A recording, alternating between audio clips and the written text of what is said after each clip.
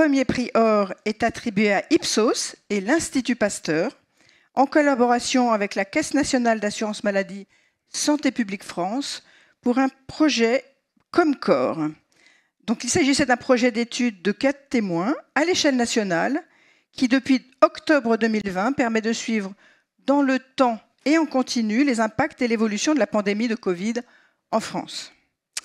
Nous accueillons pour recevoir ce prix Arnaud Fontanet, directeur de l'unité d'épidémiologie des maladies émergentes à l'Institut Pasteur de Paris et membre du Conseil sanitaire Covid-19. Tiffany Charmet, épidémiologiste, ingénieur de recherche à l'Institut Pasteur. Christophe David, directeur de département Ipsos Public Affairs.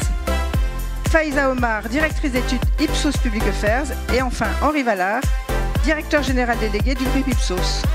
Merci beaucoup. Il faut que vous avanciez tous bien devant la marque blanche, s'il vous plaît. Sur la ligne blanche, s'il vous plaît. C'est très, très réglementé. Ne tombez pas. Allons-y. Qui veut prendre la parole en premier?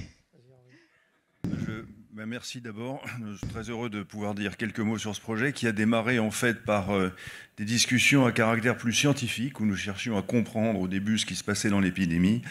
Nous avions des discussions avec différentes institutions et centres de recherche, dont l'Institut Pasteur.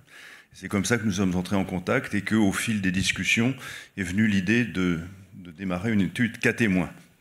Donc on est très heureux d'avoir pu conduire ce projet. Je vais peut-être laisser naturellement Christophe et surtout le professeur Arnaud Fontanet donner quelques commentaires plus précis sur cette affaire. Merci. Oui, on va essayer de ne pas être trop long, enfin pour ma part, parce que le sujet est passionnant. En fait, on voulait remercier surtout Pasteur de nous avoir fait confiance sur ce projet. Alors c'est une étude, évidemment, qui nous embarque facilement quand on s'intéresse à la santé, quand on va travailler sur une pandémie, évidemment qu'on est impliqué. C'était pas simple, mais toujours en très grande intelligence avec l'équipe. Un grand merci. Et après, c'est une satisfaction de voir toute la communication qui a été faite autour de ce projet, qui est vraiment une aide à la décision politique. Et Arnaud Fontanet, à qui je vais donner la parole, se charge évidemment d'informer aussi le public. C'est ces deux volets, c'est de l'information scientifique communiquée au plus grand nombre. Pardon.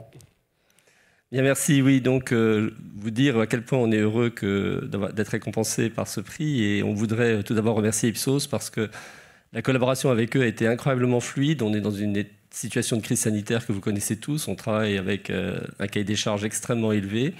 Et ça n'aurait pas été possible si on n'avait pas eu en face Christophe et Faiza, que je remercie vraiment pour avoir répondu en temps réel à nos demandes. On a pu avoir beaucoup de flexibilité sur les adaptations qu'il a fallu faire parce que la crise a évolué. On a rajouté des vaccins, on a eu des variants qui sont arrivés.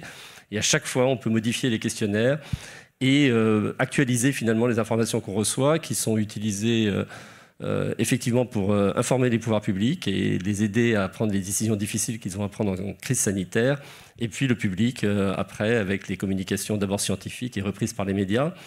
Donc vraiment très heureux que tout ça ait pu être possible. Il y a eu Santé publique France aussi qui a été associé au projet, bien évidemment, vu leur rôle dans la surveillance de la crise sanitaire, et puis également la Caisse nationale d'assurance maladie, puisque c'est eux qui envoient les mails, qui informent les personnes qu'une étude existe et à laquelle ils peuvent se connecter pour répondre à ces questionnaires. Donc grand merci à tout le monde. Bravo et merci beaucoup.